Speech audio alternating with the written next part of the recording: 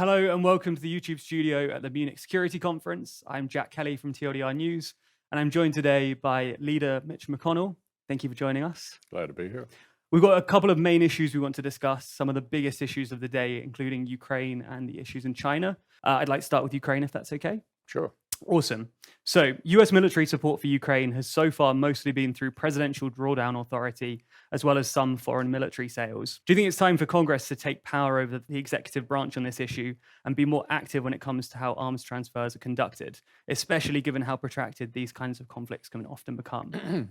Well, I don't think Congress ought to select weapons, but I do think Congress should and has been pushing the administration to make decisions in a more timely fashion. I think the administration has been too tentative with decisions to transfer weapon systems. Our European allies have had a tendency to do the same. The war is ongoing. We anticipate a major action by the Russians here in the next coming months. Time is of the essence. And considering the kind of long-term nature of the conflict, do you think there's a role for Congress to codify these arrangements in a more binding way to ensure that future administrations aren't able to abruptly stop the flow of weapons? Well, I think the biggest problem we're all running into now is we're running out of ammunition. I think the defense production capacity has been strained, both in the U.S. and in Europe, because of the intensity of the war. The amount of artillery shells being used on a virtually daily basis is straining the defense production all throughout the alliance. So we've learned some important lessons here. Vladimir Putin has not only attacked Ukraine, but he's awakened all the rest of us. And we need to remember what NATO is about. It's a military alliance. And we need to be doing this better. Time is not on our side here. And speaking of weapons productions, just last month, the US announced that they'd be sending 31 M1 Abrams to Ukraine, due for delivery in the latter half of this year. Since then, Ukraine has asked for more advanced weaponry, including F-16 fighter jets and longer-range ATA-MCS missiles.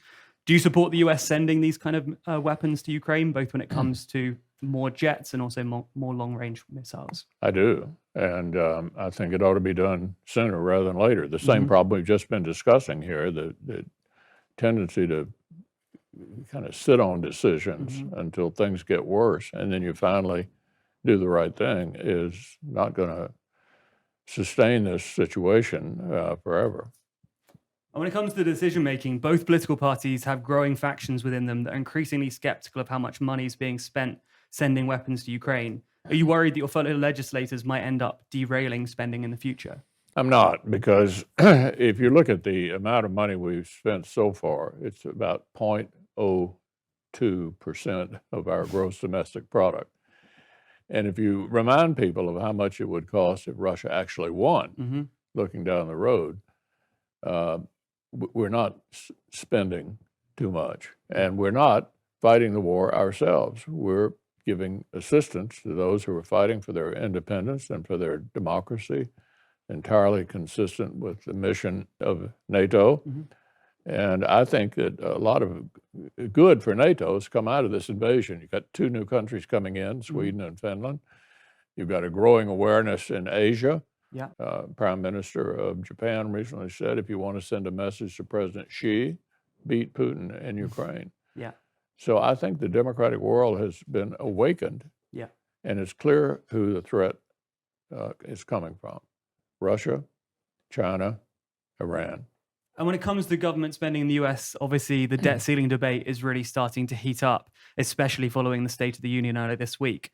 Are you worried at all about the prolonged fight over the debt ceiling and the impact that could end up having on American readiness and their ability to supply arms to partners in times of need? I'm not. We won't default. We never have, and we never will. There'll probably be some drama in connection with raising the debt ceiling. I've been through a few of those dramatic situations myself. The current president and I negotiated in the context of a debt ceiling, the Budget Control Act back in 2011. So we've been here before. What I think the American people and the rest of the world need to know for sure is that America's not going to default. Final kind of topic on Ukraine. Some journalists and some politicians, including Republican Senator J.D. Vance, have entertained the notion that Biden and other senior figures in the administration were responsible for the attack on Nord Stream last year. Presumably you don't agree with that analysis, but who do you think the most likely culprit was for that? I have no idea, but I'm sure it wasn't us. Look, there are a few isolationist voices in Congress, in both parties. Yeah.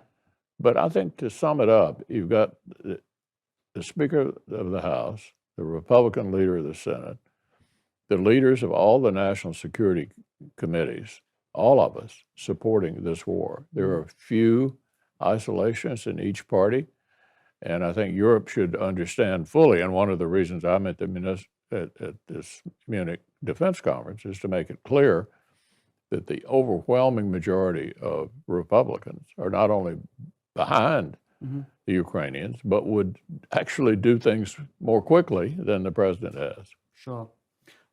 Quickly moving on to the issue of China that you mentioned earlier.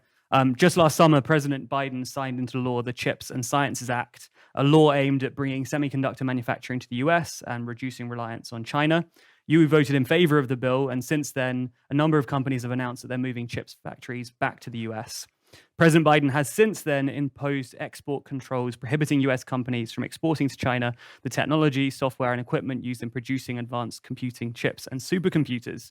Do you support those measures too? Would you go further? And what are your thoughts in this area? Well, you have to look at China two ways. On the national security side, I think they're clearly a threat. Clearly and unambiguously a threat.